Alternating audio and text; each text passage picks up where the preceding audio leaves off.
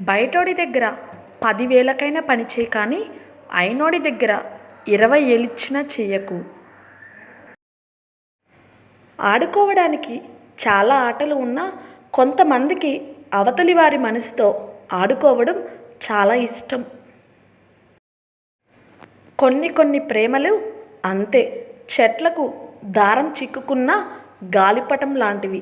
వదులుకోవడానికి మనసు రాదు, పట్టుకునే అవకాశం కూడా ఉండదు. నిజం నిప్పు, అబద్ధం అప్పు ఒకటి కాల్చేస్తుంది, ఇంకోటి కూల్చేస్తుంది. గాడిద కష్టం కన్నా నెమలి నాట్యానికి విలువ ఎక్కువ ఉన్నట్లు గొడ్డు కష్టం చేసి బ్రతికే వాళ్ళకన్నా బడాయి మాటలు చెప్పే వాళ్ళకి విలువ ఎక్కువ ఉంది ఈ రోజుల్లో.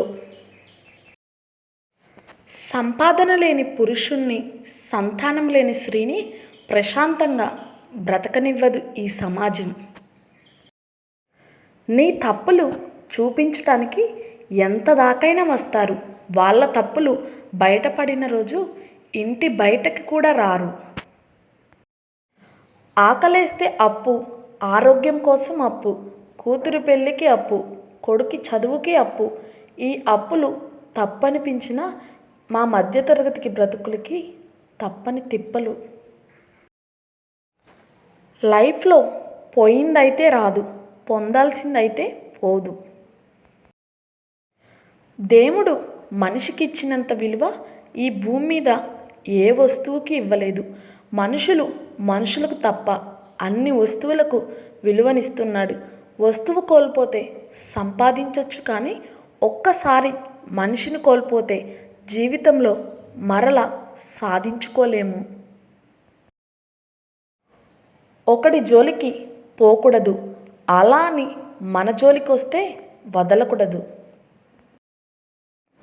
నోరు తెరిస్తే అబద్ధాలు చెప్పే మనుషులు వాళ్ళు గొప్పగా కనిపిస్తారు. సమయానికి తగ్గట్టు మాటలు తయారు చేస్తుంటారు. ఇలాంటి వాళ్ళతో ఎంత మాట్లాడితే అంత మనశ్శాంతి.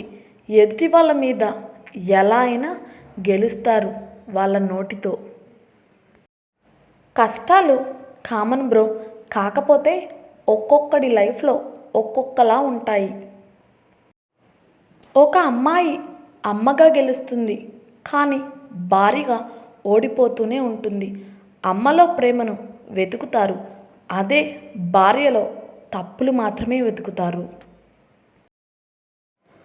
కొన్ని పరిచయాలు నవ్విస్తాయి, కొన్ని ఏడిపిస్తాయి, మరికొన్ని విసిగిస్తాయి, ఇంకొన్ని వికసిస్తాయి, చివరికి అన్నీ ఏదో ఒకటి నేర్పిస్తాయి.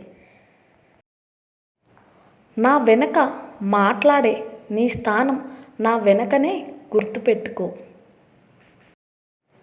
ఈ రోజుల్లో నిజం మాట్లాడితే చెడ్డోడివి అవుతావు, అబద్ధం చెప్తే మంచోడివి అవుతావు. చెప్పుడు మాటలను గుమ్మం దగ్గరే వదిలేయాలి. అప్పుడే నువ్వు నీ వాళ్ళు సంతోషంగా ఉంటారు. ఈ రోజుల్లో అవసరం ఉంటే అంతా నువ్వే అంటారు, అవసరం తీరాక నువ్వెంత అంటారు. నా వీడియో నచ్చితే నా ఛానల్ని సబ్స్క్రైబ్ చేయడం, లైక్ చేయడం, కామెంట్ చేయడం మర్చిపో.